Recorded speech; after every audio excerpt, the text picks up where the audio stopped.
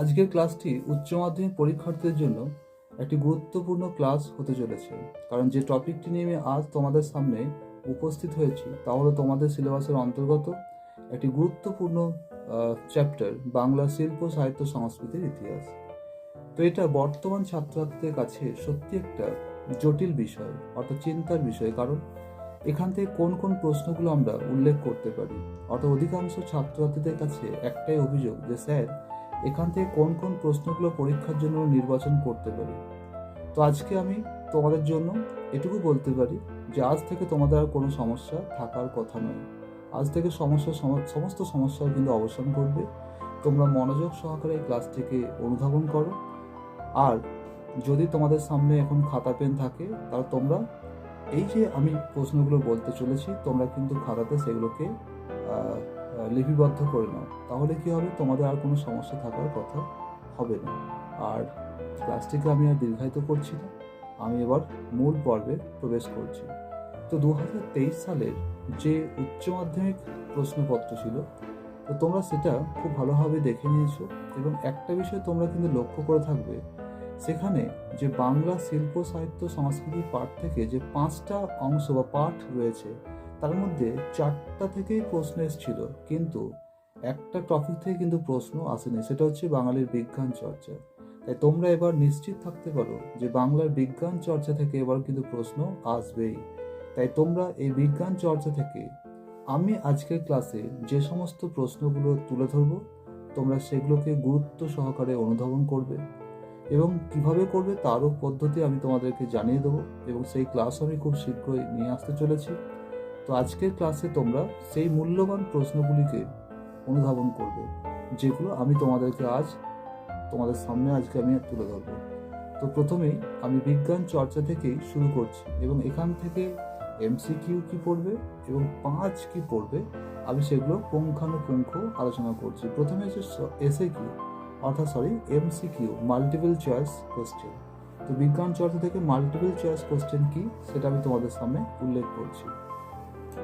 তো প্রথমেই বিজ্ঞান চর্চা থেকে যেটা মাল্টিপল চয়েস কোশ্চেন, সেটা হবে কি না, সেটা হবে Indian association for the cultivation of science, Indian association for the cultivation of science প্রতিষ্ঠা কার শ্রেষ্ঠ কীর্তি। প্রথম অপশন নীলরতন সরকার, দ্বিতীয় অপশন প্রফুল্লচন্দ্র রায়, তৃতীয় অপশন রাধা গোবিন্দ কর, 4 নম্বর অপশন মহেন্দ্রলাল সরকার। আমি আরেকবার রিপিট করছি, Indian association for the cultivation of science প্রতিষ্ঠা কার শ্রেষ্ঠ কীর্তি। প্রথম অপশন নীলরতন সরকার, দ্বিতীয় অপশন প্রফুল্লচন্দ্র রায়, তৃতীয় অপশন রাধা গোবিন্দ কর, আর চতুর্থ অপশন হচ্ছে মহেন্দ্রলাল সরকার। এবার 2 নম্বর এমসিকিউ, মার্কিউরাস নাইট্রাইট এর আবিষ্কারক কে? মেঘনাদ সাহা, দ্বিতীয় অপশন প্রফুল্লচন্দ্র রায়, অর্থাৎ প্রথম অপশন মেঘনাদ সাহা, দ্বিতীয় অপশন প্রফুল্লচন্দ্র রায়, তৃতীয় অপশন জগদীশ চন্দ্র বসু, আর 4 নম্বর অপশন প্রিয়দারঞ্জন রায়। 3 নম্বর এমসিকিউ বাঙালির বিজ্ঞান চর্চা থেকে, বেঙ্গল কেমিক্যালস এর প্রতিষ্ঠাতা প্রফুল্লচন্দ্র রায়, মেঘনাদ সাহা, সত্যেন্দ্রনাথ বসু, গোপাল চন্দ্র ভট্টাচার্য। 4 নম্বর প্রশ্ন, আধুনিক ভারতীয় রাশিবিজ্ঞানের জনক কে? শিশির কুমার মিত্র, ইন্দু মাধব মল্লিক, রাধানাথ সিকদার, আর প্রশান্ত চন্দ্র মহলানবিশ। 5 নম্বর, আন্তর্জাতিক ক্ষেত্রে কোন শিল্পে অবদানের জন্য উপেন্দ্র কিশোর রায় চৌধুরী পরিচিতি লাভ করেছিলেন? প্রথম অপশন চিত্রশিল্প, দ্বিতীয় অপশন পট শিল্প, তৃতীয় অপশন স্থাপত্য শিল্প, আর চতুর্থ অপশন মুদ্রণ শিল্প। আর 6 নম্বর, বাংলায় বিজ্ঞান রচনায় পথিকৃৎ পত্রিকা হলো? প্রথম অপশন সমাচার দর্পণ, দ্বিতীয় অপশন তত্ত্ববোধিনী পত্রিকা, তৃতীয় অপশন দিগদর্শন, আর চতুর্থ প্রশ্ন হচ্ছে প্রাকৃতিক বিজ্ঞান। এই হলো বিজ্ঞান চর্চা থেকে এমসিকিউ প্রশ্ন। এবার আমরা চলে যাব বিজ্ঞান চর্চা থেকে যে 5 নাম্বার যে প্রশ্নগুলো আসতে চলেছে পরীক্ষায়, তো সেগুলো কোন কোন প্রশ্নগুলো। তো এবার তোমরা শুনে নাও কোন কোন প্রশ্নগুলো গুরুত্বপূর্ণ হতে চলেছে। 1 নম্বর, বাংলায় বিজ্ঞান চর্চার ইতিহাসে স্যার উপেন্দ্রনাথ ব্রহ্মচারীর অবদান আলোচনা করো। বৈজ্ঞানিক জগদীশচন্দ্র বসু বিজ্ঞানের চর্চা ও গবেষণার জন্য কলকাতায় যে সংস্থা তৈরি করেছিলেন তা কী নামে পরিচিত? জগদীশচন্দ্রের বৈজ্ঞানিক গবেষণার সংক্ষিপ্ত পরিচয় দাও। খুবই গুরুত্বপূর্ণ প্রশ্ন। 3 নম্বর প্রশ্ন, বাঙালির বিজ্ঞান চর্চার ইতিহাসে আচার্য প্রফুল্লচন্দ্র রায়ের অবদান আলোচনা করো। 4 নম্বর, চিকিৎসা বিজ্ঞানের ইতিহাসে বিধানচন্দ্র রায়ের অবদান আলোচনা করো। 5 নম্বর, বাঙালির বিজ্ঞান ভাবনা ও বিজ্ঞান চর্চার ইতিহাসে জোড়াসাঁকো ঠাকুর পরিবারের অবদান আলোচনা করো। আর লাস্ট প্রশ্ন বিজ্ঞান চর্চার ইতিহাস থেকে, যেটা এবছর পরীক্ষায় সব থেকে গুরুত্বপূর্ণ, সেটা হচ্ছে বাংলার চিকিৎসা বিজ্ঞানের ইতিহাসে ডক্টর কাদম্বিনী বসু গঙ্গোপাধ্যায়ের পরিচয় দাও। তাহলে এই হলো বাঙালির বিজ্ঞান চর্চা। এবার আমরা চলে যাব বাঙালির ক্রীড়া সংস্কৃতি। তো ক্রীড়া সংস্কৃতি থেকে কি এমসিকিউ, কি বড় প্রশ্ন, সেগুলো আমি এখন তোমাদের সামনে পুঙ্খানুপুঙ্খভাবে আলোচনা করব। তো প্রথমেই দেখে নাও তোমরা এমসিকিউ কি আছে। 1 নম্বর, বিশ্বের শ্রেষ্ঠ কুস্তিগীরের স্বীকৃতি পান করিম বক্স, টম ক্যানন, দারা সিং, গোবর গুহ। অম্বিকা চরণ ছিলেন যতীন্দ্রচরণ গুহর পিতামহ, পিতা, কাকা, ভ্রাতা। মধ্যবিত্ত বাঙালি হিন্দু সমাজে কুস্তিকে জনপ্রিয় করার প্রধান দাবিদার যতীন্দ্রচরণ গুহ, যতীন্দ্রমোহন গুহ, যতীন্দ্রনাথ মুখোপাধ্যায়। 4 নম্বর, বাংলার ক্রিকেট খেলার প্রচলন করেন সারদারঞ্জন রায়চৌধুরী, কার্তিক বসু, গোপাল বসু, শ্যামসুন্দর মিত্র। ভারতীয় ফুটবলের ইতিহাসে এক চিরস্মরণীয় ব্যক্তিত্ব হলেন শ্যামসুন্দর মিত্র, কুমারেশ সেন, নগেন্দ্র প্রসাদ সর্বাধিকারী, যতীন্দ্রচরণ গুহ। বাঙালির প্রথম সার্কাসের নাম international circus, national circus, Ajanta circus, Olympic circus. বাঙালি সার্কাসের প্রাণপুরুষ হলেন মনমোহন বসু, প্রিয়নাথ বসু, মনমোহন ঘোষ, প্রিয়নাথ ঘোষ। বিশ্ববিখ্যাত জাদুকর পিসি সরকারের পুরো নাম কি? প্রতুল চন্দ্র সরকার, প্রতাপ চন্দ্র সরকার, প্রভাত চন্দ্র সরকার, প্রদীপ চন্দ্র সরকার। মোহনবাগান ক্লাব গঠিত হয় 1889, 1890, 1892, 1893। এই হলো ক্রীড়া সংস্কৃতি থেকে এমসিকিউ। এবার আমি আসবো বড় প্রশ্নে। তো বড় প্রশ্ন কি আছে ক্রীড়া সংস্কৃতি থেকে, সেটাও দেখে নেওয়া যাক। তো প্রথমে দেওয়া আছে কলকাতায় বাঙালির প্রচেষ্টায় গড়ে ওঠা প্রথম স্বদেশী সার্কাসের নাম লেখো। সার্কাসে বাঙালির অবদান সংক্ষিপ্ত আলোচনা করো। 1 নম্বর হলো ক্রীড়া সংস্কৃতি থেকে। 2 নম্বর কি আছে, রামায়ণে বর্ণিত, যেটাই পরীক্ষায় সব থেকে ইম্পর্টেন্ট প্রশ্ন, এটা সম্ভাব্য, এটা আসতেও চলেছে। রামায়ণে বর্ণিত কাহিনী অনুসারে দাবা খেলার স্রষ্টাকে, এটা তোমরা কিন্তু ভীষণভাবে কিন্তু স্টাডি করে রাখবে, কারণ এটা পরীক্ষায় আসবেই, এটা বলা যেতেই পারে, 100% কিন্তু গ্যারান্টি পরীক্ষায় আসবেই। রামায়ণে বর্ণিত কাহিনী অনুসারে দাবা খেলার স্রষ্টাকে, এই খেলায় বাঙালির সাফল্যের সংক্ষিপ্ত পরিচয় দাও। 3 নম্বর, বাঙালির ক্রীড়া ঐতিহ্যে ফুটবলের সূত্রপাত কিভাবে হয়েছিল? এই পর্বের ফুটবলের সঙ্গে কোন বিখ্যাত ব্যক্তিত্বের নাম জড়িয়ে আছে? বাংলার ফুটবলের কোন ঘটনা কিভাবে ভারতের জাতীয়তাবাদী আন্দোলনকে উজ্জীবিত করেছিল?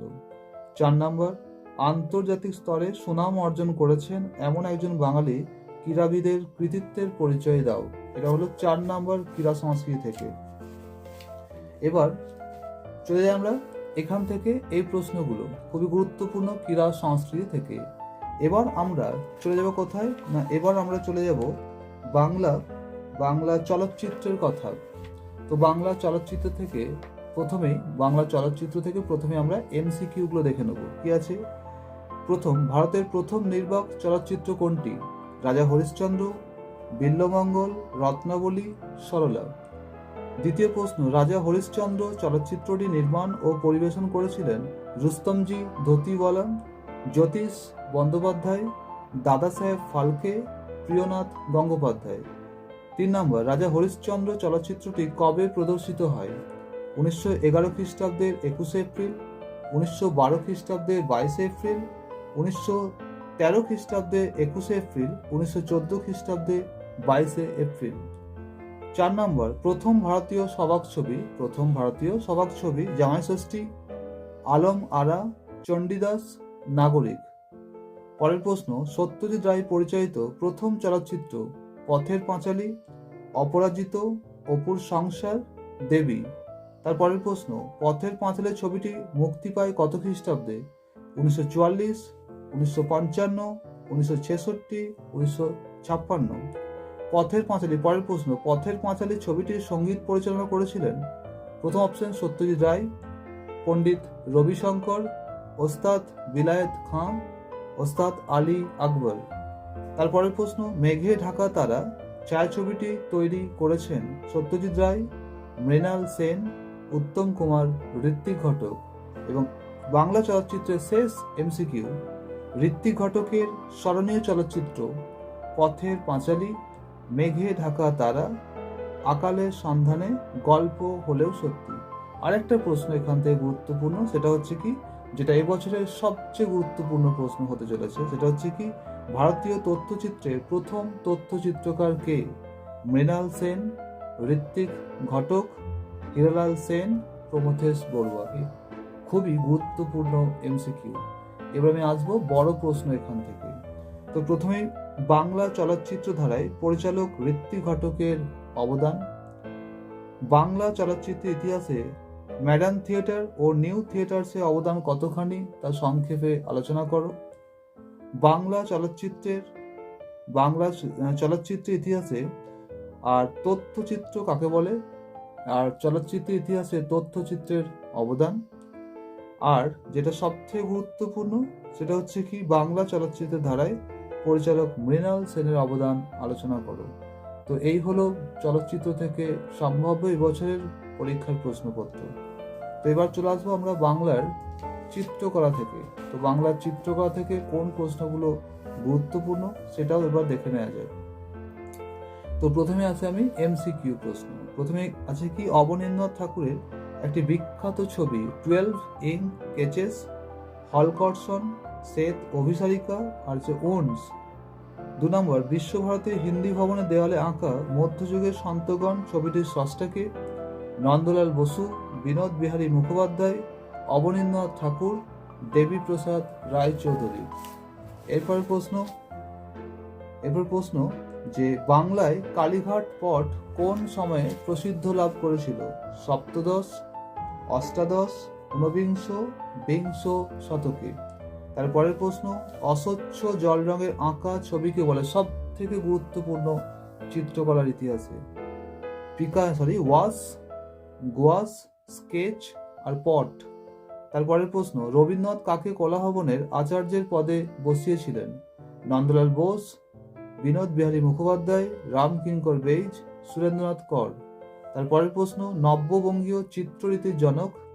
অবনীন্দ্রনাথ ঠাকুর, গুণেন্দ্রনাথ ঠাকুর, গগনেন্দ্রনাথ ঠাকুর, রবীন্দ্রনাথ ঠাকুর।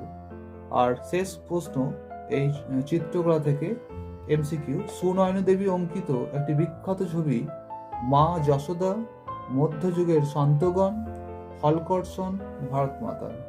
এবার আমি আসবো 5 নাম্বার প্রশ্ন চিত্রকলা থেকে। তো প্রথমে আসবো যে এটা এবছর পরীক্ষায় 100% পর্যন্ত নিশ্চিত যে পরীক্ষায় আসতে পারে, সেটা হচ্ছে কি, বাঙালির শিল্প চর্চায় যামিনী রায়ের অবদান। এটা কিন্তু তোমরা ভালোভাবে উপলব্ধি করবে, ভালোভাবে তোমরা কিন্তু স্টাডি করবে, কারণ এটা কিন্তু পরীক্ষায় এবছর আসার চান্স সব থেকে বেশি। তাই তোমরা এটাকে খুব সুন্দরভাবে তৈরি করে ফেলবে।